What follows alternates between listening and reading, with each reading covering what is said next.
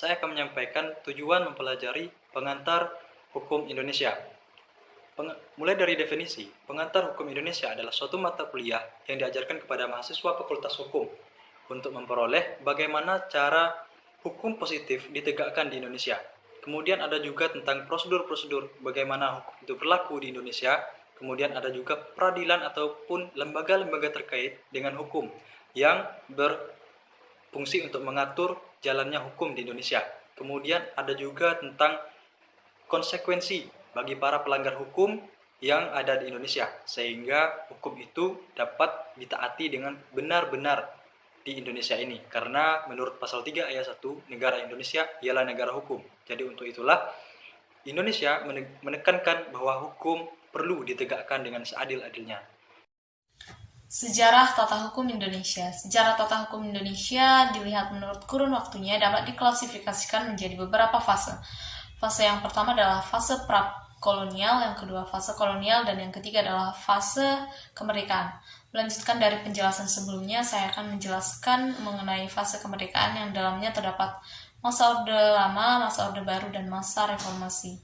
Pada masa Orde Lama sendiri terjadi 3 periode waktu. Yang pertama adalah periode tahun 1945 sampai dengan tahun 1950, yang kedua tahun 1950 sampai dengan tahun 1959, dan periode yang ketiga adalah tahun 1959 sampai dengan tahun 1965. Sementara pada masa Orde Baru dimulai itu sejak kudeta G30 SPKI, di mana terjadinya pergantian pemerintahan presiden dari Presiden Soekarno ke Presiden Soeharto melalui surat perintah 11 Maret tahun 1966 atau yang lebih sering kita kenal dengan Super Semar.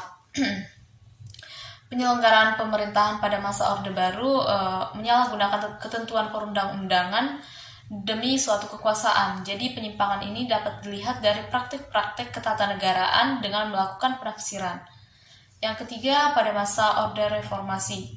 Pada masa ini timbul semangat anak komponen bangsa menuntut reformasi politik di dalam sistem ketatanegaraan Indonesia untuk perbaikan dalam kehidupan bernegara.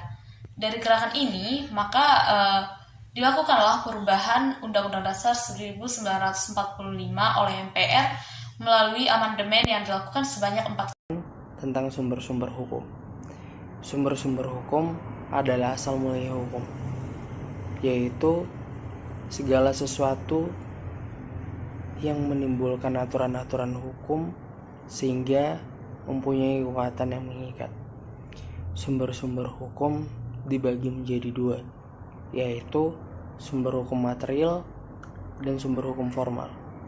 Sumber hukum material negara Republik Indonesia adalah Pancasila, yang dimana di dalam pembukaan Undang-Undang 1945 yaitu 1. Ketuhanan yang Maha Esa, 2. Kemanusiaan yang adil dan beradab, 3.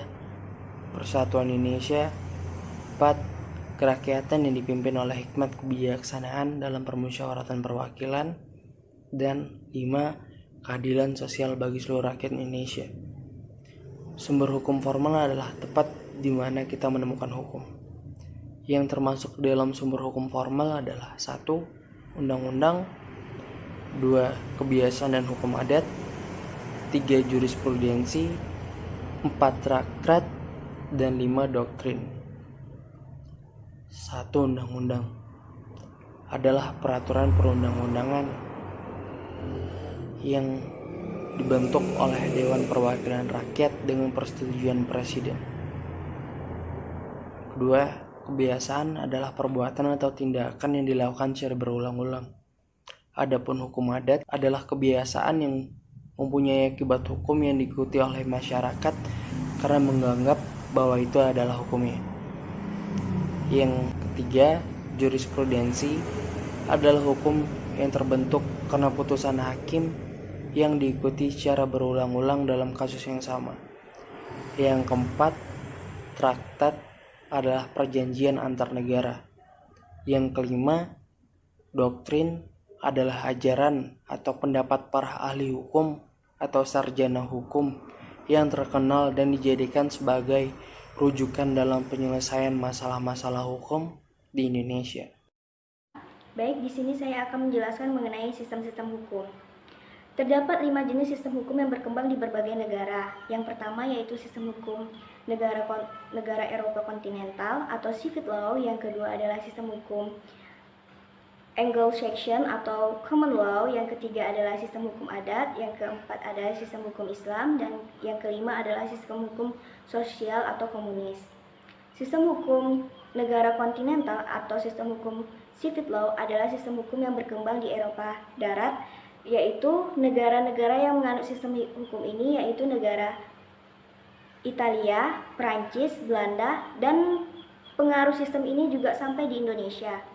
Sistem hukum civil law ini memiliki tujuan untuk mendapatkan kepastian hukum, di mana kepastian hukum itu sendiri berasal dari peraturan-peraturan yang sudah ada atau yang sudah dibukukan. Yang kedua adalah sistem hukum Anglo-Saxon atau common law. Sistem hukum Anglo-Saxon adalah sistem hukum yang berkembang di Inggris pada abad 9. Sistem hukum ini sering juga disebut dengan sistem hukum Anglo-Amerika atau Anglo-Amerika. Sistem hukum ini juga berkembang juga di negara Asia dan negara Australia. Sistem hukum ini adalah berpusat pada hasil dari keputusan-keputusan hakim atau pengadilan. Pembagian hukum. Pembagian hukum menurut sumbernya itu dapat dibedakan menjadi satu, hukum formal terdiri dari undang-undang baik dalam arti formal maupun material, hukum kebiasaan atau hukum adat, traktat, jurisprudensi, doktrin atau ajaran ahli hukum. Lalu ada hukum sumber hukum material terdiri dari filosofis, sosiologis, dan historis. Menurut bentuknya dapat dibedakan menjadi hukum tertulis, yaitu hukum yang tertulis dalam bentuk peraturan perundang-undangan. Lalu ada hukum tidak tertulis, itu hukum yang tumbuh dan berkembang dalam keyakinan masyarakat dan diikuti serta ditaati oleh masyarakat, hukum kebiasaan atau hukum adat. Lalu ada hukum menurut sifatnya, dapat dibedakan menjadi hukum yang memaksa, yaitu hukum yang wajib untuk dilaksanakan dan tidak bisa dikesampingkan, misalnya mengenai larang-larangan dengan sanksi hukuman di mana bila dilakukan pelanggarannya maka yang melanggar akan dikenakan sanksi. Lalu ada hukum yang mengatur, hukum yang hanya berupa keharusan saja, misalnya tentang masyarakat untuk menjadi anggota DPR. Lalu ada menurut isinya dapat dibedakan menjadi hukum publik, adalah hukum yang mengatur kepentingan umum dan hubungan seseorang dengan negara. Contohnya hukum pidana, hukum tata negara, hukum administrasi negara, dan sebagainya. Lalu ada hukum privat, hukum yang mengatur kepentingan perorangan, atau dengan kata lain dapat disebut sebagai hukum yang mengatur hubungan seseorang dengan orang lain. Contoh hukum perdata, hukum dagang, dan sebagainya. Lalu menurut tempat berlakunya dapat dibedakan menjadi hukum nasional, hukum yang berlaku dalam suatu negara. Hukum internasional adalah hukum yang mengatur hubungan antar negara dengan negara lainnya. Organisasi nasional yang pada dasarnya tentang mengatur bagaimana negara dan organisasi internasional berada dalam masyarakat dunia. Lalu ada hukum agama, adalah hukum yang berlaku bagi penganut agama yang bersangkutan, misalnya hukum Islam berlaku bagi orang-orang yang menganut agama Islam. Lalu menurut waktu berlakunya dapat dibedakan menjadi hukum ius constitutum, adalah hukum yang berlaku pada masa tertentu dan wilayah tertentu. Ius constituendum, hukum yang diharapkan akan berlaku atau dengan kata lain sebagai hukum yang dicita-citakan. Lalu hukum alam, yaitu hukum yang tidak mengenal subjek, tempat, waktu, serta bersifat abadi dalam arti berlaku bagi siapa saja, di tempat mana saja, dan dalam waktu kapan saja. Menurut cara mempertahankannya, hukum dapat dibedakan menjadi hukum material, adalah hukum yang dilihat pada isinya. Isi dari hukum material adalah tentang mengatur bagaimana perbuatan yang seharusnya, perbuatan yang dilarang, bagaimana hak dan kewajiban sebagai warga negara, bagaimana hubungan seseorang dengan orang lainnya, dan sebagainya. Contohnya adalah KUHP, KUHP Perdata, UPA, dan sebagainya. Terus ada hukum formal, adalah hukum yang mengatur bagaimana cara atau proses hukum material itu dilaksanakan. Hukum formal ini disebut juga sebagai hukum acara. Contoh hukum acara perdata, hukum acara pidana, dan sebagainya.